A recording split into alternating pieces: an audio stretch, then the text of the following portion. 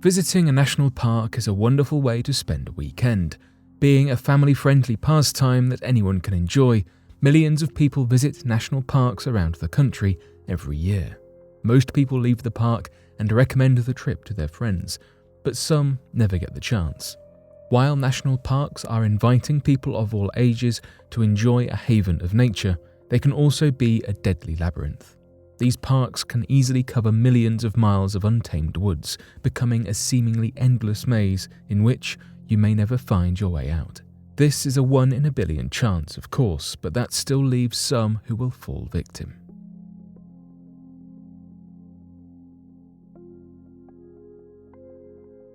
George Penker.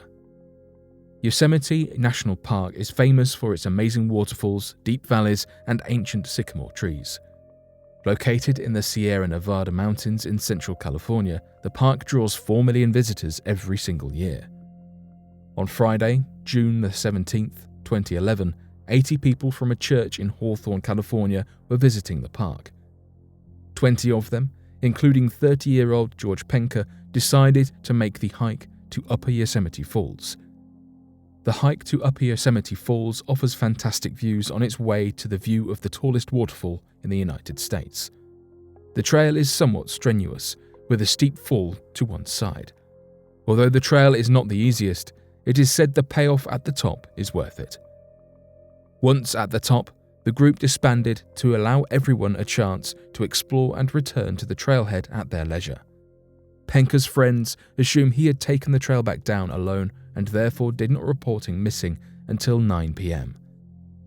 Penker was last seen wearing grey sweatpants with white stripes, a black t-shirt that says D and B, along with a blue cloth bag. Searches for Penker started almost immediately, with full-fledged searches beginning the following morning. In all, 105 people, a helicopter, and 6 dogs were all involved in the search. Fellow churchgoers stated that Penker was in good spirits on the whole trail and seemed to make the hike without much trouble, though no one could pinpoint where they saw him last. The National Park Service website states the following about the trails. Do not stray off of the maintained path, as you will find steep drops adjacent to the trail. The upper half of the trail is steep and rocky, but the arduous climb is well worth the amazing views you will be rewarded with at the top. It is easy to believe Penker found himself off the trail, resulting in a quick fall to his assumed death. Due to the dangerous conditions and the lack of any evidence tied to Penker, searches were scaled back for the safety of those searching. Sadly, in all the years searching for Penker, not a shred of evidence has turned up, not a piece of clothing, nor his blue bag. It is still widely believed Penker perished just off the trail, again proving that although beautiful, national parks can turn into death traps if you are not careful. Thousands of people have gone missing in national parks. Due to how vast they are, the majority of these individuals are never found. This has caused various people to put forward different theories to explain their disappearances. What's worrying is that this number seems to be on the increase, something that national park workers can't explain.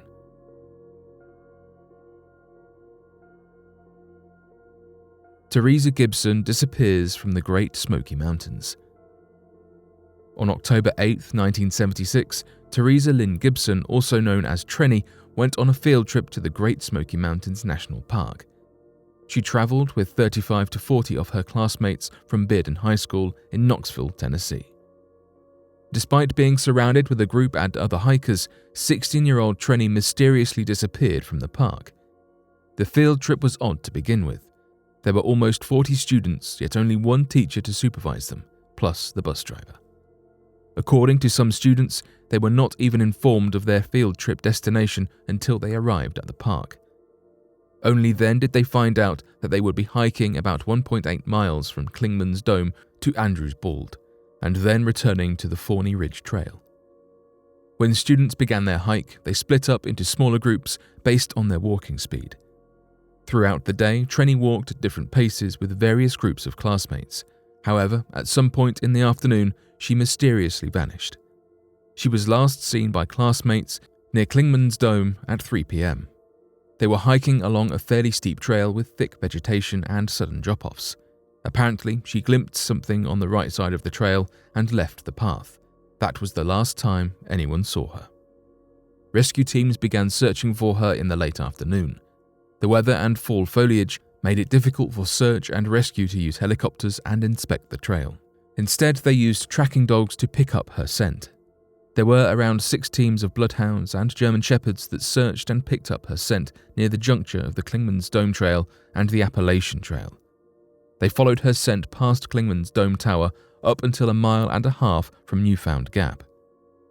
The scent then disappeared along the roadside. Multiple theories have arisen and suspects investigated. Some believe Trenny was in Clingman's Dome observation tower while the initial search was being conducted because it was never inspected. Once the searchers left, she travelled to the roadside where she got into a car, either voluntarily or against her will. There are some reports of cigarettes and beer cans found along the roadside.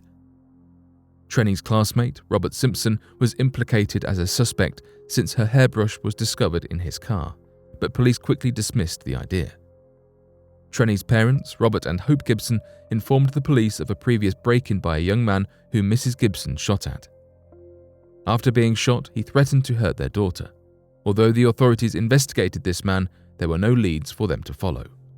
Searches were conducted extensively through October and then again from April 18th to May 5th, 1977, but to no avail. Searches resumed in 1981 as well, but they never found anything. Kim Pouncey, a friend of Trenny's, gave an interview in November 2017 for an episode of Appalachian Unsolved where she expressed her doubt of an abduction.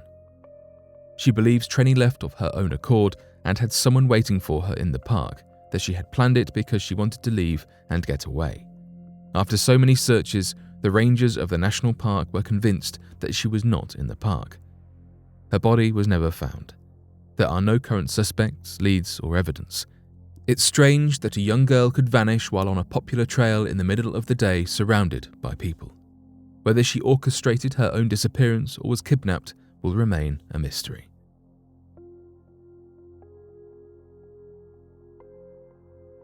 A museum unveils a frozen maiden.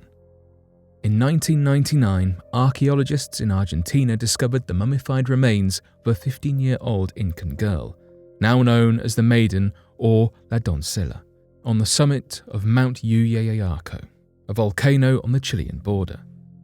The young woman, who is believed to have lived around 500 years ago, was so well preserved due to the thin, dry mountain air that her organs were found to be completely intact, and blood was found to still be present in her heart and lungs. Scientists were even able to analyze the contents of her stomach and recognize a bacterial infection in her lung using a new forensic technique, in which they analyzed tissue proteins rather than DNA. Her skin and facial features remain almost completely unblemished to the point that she appears as if she is still alive and just sleeping. The remarkable young woman was found in the modern-day province of Salta, alongside 2 other children, nicknamed the boy, El Nino, and the girl of lightning, La Nina del Rayo. They are collectively known as Los Ninos, or the children, and they are believed to have all been part of the same sacrificial ceremony as once performed by the Incan people. These ceremonies, traditionally called Capacosha, were used to mark important events, such as the passing away of an emperor or as an attempt to appease the gods in times of trouble, such as during a drought or famine. Typically healthy, well-cared-for peasant children were chosen for such ceremonies, which was considered an honor. The selected children were then fattened up in the months leading up to the ceremony. They were fed maize and animal proteins, foods usually reserved for the well-off and the elite, as opposed to their standard diet of mostly potatoes. The contents of her stomach confirmed this shift in her diet. During the ceremony itself, the children were marched hundreds of miles to and from Cusco, the Incan capital. Feasts and mini-celebrations were held in their honor up until the day they were led by Incan high priests to the mountaintops to meet their ultimate fate. The children were made to hike to the peak alongside the clergyman, an incredibly strenuous and grueling task.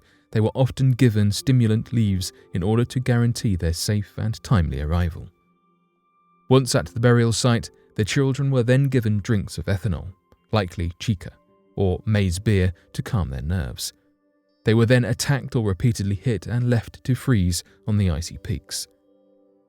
Forensic tests on the Maiden's hair suggest that she began her use of stimulant leaves 1 year before her loss of life, probably around the time she was selected as a sacrifice, and that her use of alcohol increased greatly in the last few weeks of her life, possibly due to nerves, but more likely due to her participation in all the smaller celebrations leading up to the final ceremony. Fear of deterioration kept La Doncella from being displayed for some time after her discovery, as archaeologists worried that she would quickly fall apart after being removed from the summit. Today, she is on display at the Museum of High-Altitude Archaeology in a triple-paned glass case, with a computerized climate control system meant to mimic those perfect mounting conditions that kept her so perfectly preserved for hundreds of years prior to her discovery. 2 giant icebergs broke off Antarctica. Here's what that means for the continent's health. Antarctica's Pine Island Glacier, or PIG, is one of the most closely watched pieces of ice on Earth, and it has been showing signs of climate change. It is not unheard of for large chunks of glacier to break off naturally in a process known as calving, but scientists are concerned because it seems to be happening more frequently. Scientists have said that it's most likely that climate change is to blame for this increase. According to glaciologist Adrian Luckman from Swansea University, the calving events at Pine Island Glacier are coming more frequently than they used to. Fellow glaciologist Helen Amanda Fricker from the Scripps Institution of Oceanography confirms this is a place where we know the ice shelves are thinning quite fast. It has been identified as an area that is changing rapidly. Glaciologists have raised alarm that a massive new iceberg, designated B49, may be a result of melting caused by relatively warm water eating away at the ice that surrounds the frozen continent. B49 is one of 2 large icebergs now floating away from Antarctica. It broke away from PIG last week, while the other, a trillion-ton behemoth dubbed A68, broke away from the Larsen C ice shelf on the east coast of the Antarctic Peninsula in 2017. Iceberg B49 covers 40 square miles, while the many smaller icebergs that also broke free on February 9th cover another 80 square miles. An international scientific team has just completed its first major field season on the giant Thwaites Glacier, about 200 miles from Pine Island Glacier beside the Amundsen Sea in West Antarctica. They are trying to discover why glaciers in the region are melting. Some scientific models predict that Antarctica's melting alone could cause sea levels to rise almost 2 feet by 2100, which would wreak havoc on humanity's future. No matter what happens next, we are fascinated by these events and hope to share more about them as they unfold.